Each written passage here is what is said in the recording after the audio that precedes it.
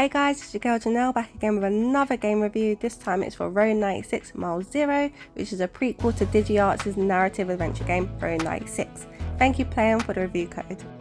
Meet Kaito and Zoe. Two teenagers from completely different ways of life, brought together by the love of skating.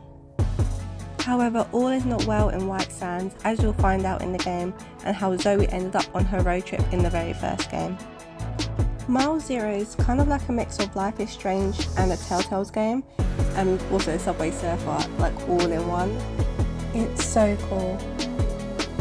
The game switches point of view between Kaito and Zoe throughout the game as they battle or reaffirm their own beliefs about the government and world in which they live in, whilst trying to maintain their friendship.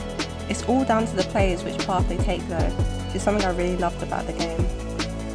And whilst at first glance the game might look kind of like happy-go-lucky, it does take an interesting dark turn the further you go in the game.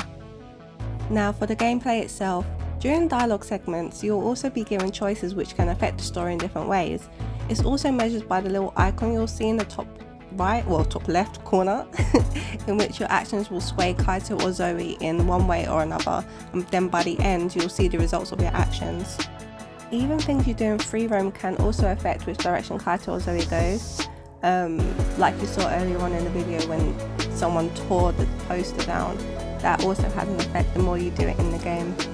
The game itself is relatively short. I think I finished it in roughly like 4 hours, and when you're in like free roam mode, it's basically a point and click kind of gameplay, and the character will give their opinion on each thing you click or each thing you view, which I thought was a nice touch as well.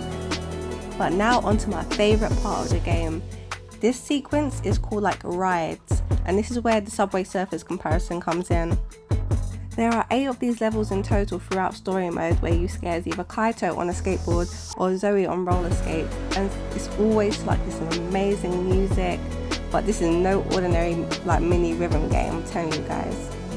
The design of the levels are presented as kind of like embodiments or portrayals of the memories and emotions of said characters at certain points of the story, and it's slotted in so perfectly into each scene, allowing the players to feel what the characters feel in that moment. And when I just tell you, their music choices are just so on point. Like, it's not only visually gorgeous, it's like there's a deeper meaning behind each like ride sequence that connects with the story. Like, this is just the like first ride sequence, but as you get deeper into the story, the ride sequences either turn, like for example in the beginning, a bit goofy, a bit fun, and then takes a darker turn the further you get.